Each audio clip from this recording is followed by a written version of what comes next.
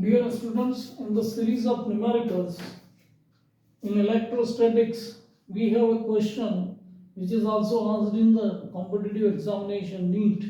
So, if we go through the question here, two identical charged spheres suspended from a common point, these two charges, by two massless strings of length L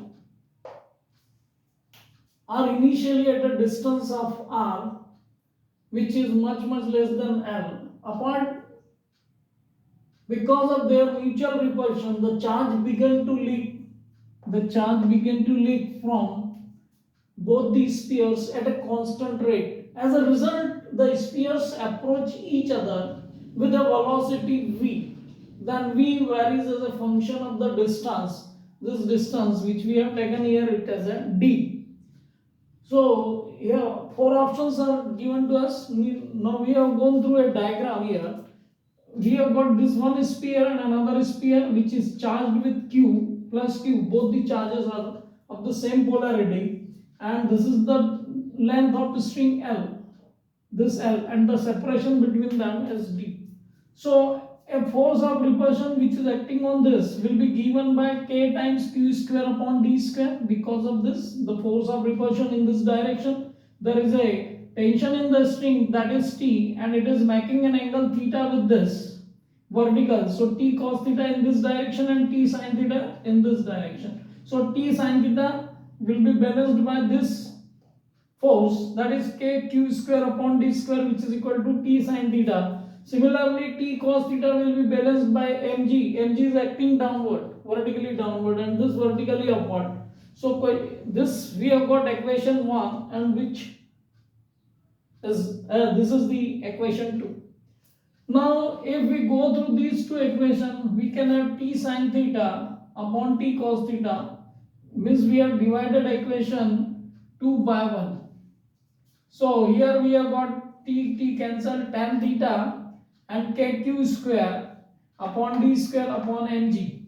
So q square into d square into mg. Now if we see here, q square will be in this term, mgd square tan theta divided by k. Now if we go through this angle theta, which is a very small one, so we can assume tan theta is equal to sin theta, because if theta is very small, we can take theta direct angle, and if we go through the angle, this theta will be given by d by 2 into L.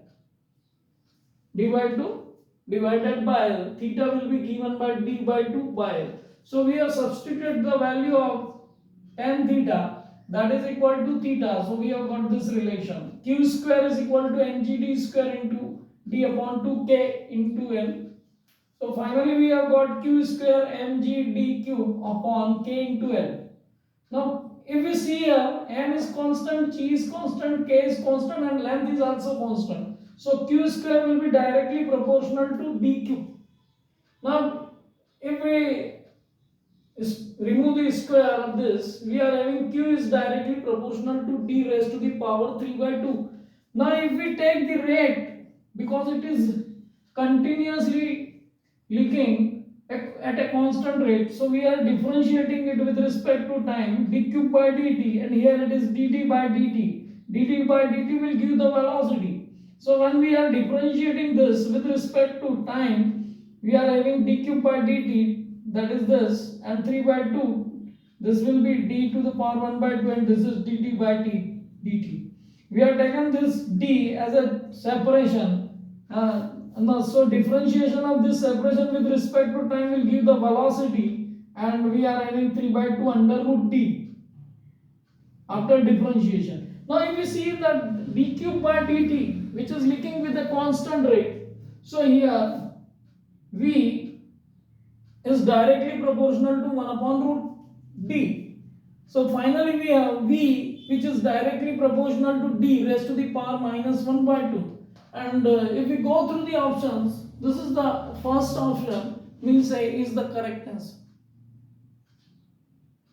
So by understanding, now here force which is equated by the tension in the string. So it is a combination of electrostatic as well as statics. electrostatics and kinematics.